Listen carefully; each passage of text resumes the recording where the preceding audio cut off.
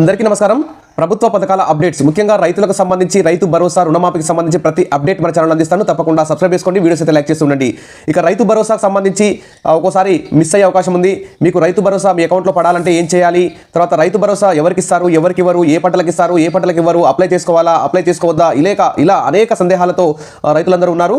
ఇక భూమి లేని పేదలకు కూడా 12,000 ఆర్థిక సాయం చేసడానికి ప్రభుత్వం అయితే ముందుకొచ్చింది. ఇక భూమి ఉన్న వారికి రైతు భరోసా మరి ఏ భూమికి వేస్తారు, ఏ పంటకు వేస్తారు అనేటువంటి సందేహాలు ఉన్నాయి. మళ్ళీ అప్లై చేసుకోవాలా, ఇవన్నీ సందేహాల మీద మన ఛానల్లో వీడియోస్ అయితే వస్తుంటాయి. తర్వాత ఎవరికైనా ఇంకా రైతు భరోసా అకౌంట్లో పడకపోయినా కానీ మీరు కామెంట్లో పెట్టండి, నేను క్లియర్ చేస్తాను. మీకు అకౌంట్లో రైతు భరోసా పడే విధంగా మన ఛానల్లో సలహాలు అయితే సూచనలు అయితే వస్తాయి. ఇక వివరాలకు వెళ్తే రైతు భరోసాపై సీఎం రేవంత్ రెడ్డి అయితే ఫుల్ క్లారిటీ ఇచ్చారు. ఆంక్షలు లేకుండా ఒక గుంట ఉన్న 100 ఎకరాలకు పైగా ఉన్న సీలింగ్ కూడా లేదు, ఎంత ఉన్నా కానీ ఆ భూమికి మొత్తం సాగులో ఉన్న భూములన్నింటికీ రైతు భరోసా ఇస్తామని ప్రకటించారు. జనవరి 26 నుంచి రైతు భరోసా అమలు చేయాలని తెలంగాణ ప్రభుత్వం అయితే నిర్ణయించింది. ఇక భూమి లేని వ్యవసాయ కుటుంబాలకు కూడా ఆత్మీయ భరోసా కింద 12,000 ఇస్తామని ప్రకటించింది. మరి దీనికి సంబంధించి సాగు యోగ్యమైన భూములకే, సాగు చేయని బీడు భూములకు సంబంధించి మాత్రం ఎలాంటి రియల్ ఎస్టేట్ ప్లాట్లు చేసినటువంటి భూములకు కూడా ఈ రైతు భరోసా అయితే పడదు. మరి ప్రభుత్వం నుంచి అయితే ఒక్కోసారి చిన్న ఒకటి డౌట్ అయితే వచ్చింది. పండ్ల తోటలు, జామ, నిమ్మ, బతాయి ఇలాంటి పండ్ల తోటలకు సంబంధించి ఒకేసారి రైతు భరోసా ఇచ్చే అవకాశం ఉంది అన్నట్టు. తర్వాత పత్తి, మిర్చి ఇవన్నీ ఒకే సంవత్సరంలో ఒకేసారి పండిస్తాం కాబట్టి దానికి అట్లాంటి పంటలకి ఒకటేసారి రైతు భరోసా వేస్తామనేటువంటి ఒక రూమర్ అయితే వచ్చింది. దాని మీద కూడా ఇంకా క్లారిటీ అయితే లేదు. ఇక ఇప్పుడైతే అప్లై చేసుకోవాల్సిన అవసరం లేదు. అధికారులే సర్వే నిర్వహించి గతంలో ఏ విధంగా రైతు బంధు వేశారో 10,000, ఇప్పుడు అదేవిధంగా 12,000 వేస్తామని చెప్పేసి ప్రభుత్వం అయితే ప్రకటిస్తుంది. కాబట్టి ఇప్పుడు అప్లై చేసుకోవాల్సిన అవసరం అయితే లేదని ప్రభుత్వం క్లారిటీ ఇచ్చింది. ఇది ఒక గుడ్ న్యూస్ అని చెప్పుకోవచ్చు. ఇక సాగు భూములకు సీలింగ్ లేదని ఎన్ని ఎకరాలు ఉన్నా కానీ ఉద్యోగులకు, ఐటీ చెల్లించే వారికి ప్రతి ఒక్కరికి కూడా ఈ రైతు భరోసా వేస్తామని ప్రభుత్వం ప్రకటించడం పట్ల అందరూ కూడా హర్షం వ్యక్తం చేస్తున్నారు.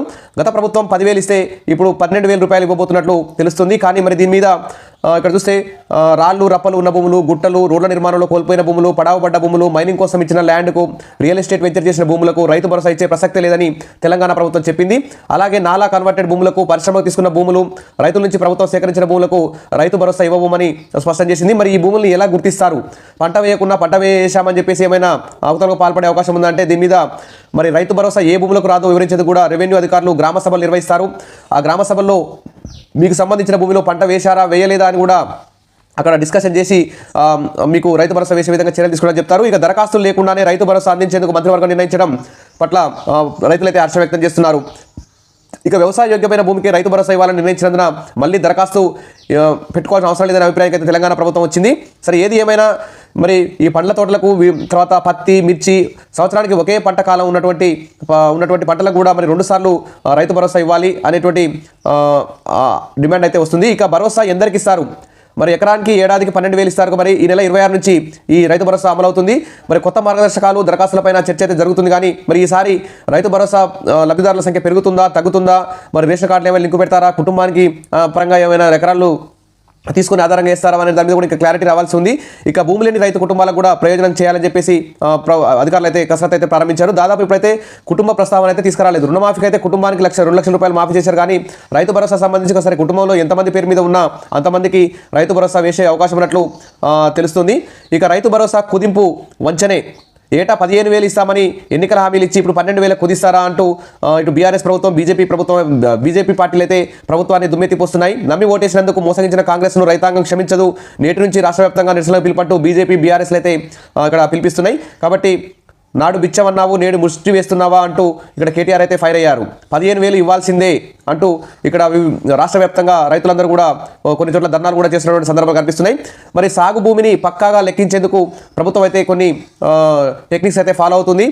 మరి రాష్ట్ర ప్రభుత్వం ఈ నెల 26 నుంచి రైతు భరోసా కింద ఎకరాకి 12,000 ఇవ్వాలని చెప్పి నిర్ణయించినందున మరి వ్యవసాయ భూముల్లో అక్రమ లేఅవుట్లు కానీ, తర్వాత వీటన్నిటిని గుర్తించడానికి ప్రభుత్వం అయితే రైతు భరోసా పథకం అమలు కోసం ప్రభుత్వం సాగు లేని భూముల లెక్క తేల్చేందుకు సర్వే ద్వారా శాటిలైట్ మ్యాపింగ్ ఆధారం చేసుకున్నది.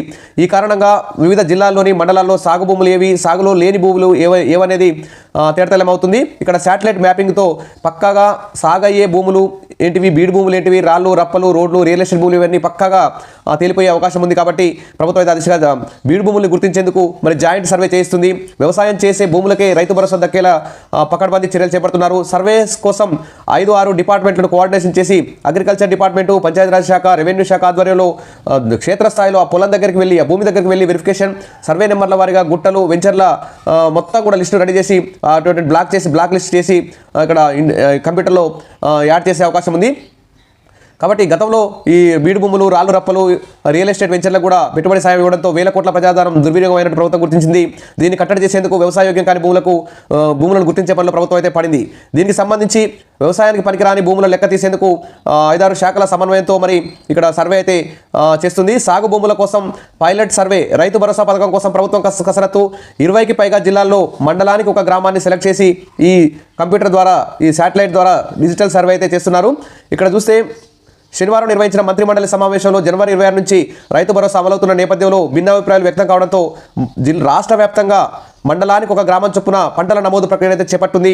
ఆ వివరాలను యాప్లో నమోదు చేసి శాటిలైట్ సర్వేతో సరిపోల్చాలని భావిస్తుంది. దీని ప్రకారం ఈ నెల 8వ తేదీలోగా ఖమ్మం, భద్రాద్రి జిల్లాలో మొత్తం 44 గ్రామాల్లో 42,000 ఎకరాల్లో సర్వే చేస్తారు. సోమవారం నుంచి ఈ సర్వే ప్రారంభమవుతుంది. వ్యవసాయ అధికారుల పర్యవేక్షణలో విస్తరణ అధికారులు పంటల నమోదు చేపడతారు. అదేవిధంగా పైలట్ ప్రాజెక్టుగా మరి 20 జిల్లాల్లో పైలట్ ప్రాజెక్ట్ కింద శాటిలైట్ సర్వే నిర్వహించింది. గతేడాది డిసెంబర్ 20 నుంచి 23 వరకు ఖమ్మం, భద్రాద్రి, కొత్తగూడెం, ఆదిలాబాద్, నిర్మల్, నిజామాబాద్, కామారెడ్డి, జగిత్యాల, వరంగల్, హన్మకొండ, మహబూబాబాద్, ములుగు, భూపాలపల్లి, వికారాబాద్, మహబూబ్ నగర్, నారాయణపేట, నాగర్ కర్నూలు, వనపర్తి, గద్వాల, నల్లగొండ, సూర్యాపేట జిల్లాలో ఈ సర్వే అయితే జరిగింది. మొత్తం 144 మండలాల్లోని 318 క్లస్టర్లలో ఈ ప్రక్రియ పూర్తి చేసి సాగు భూములను పక్కాగా లెక్కించారు.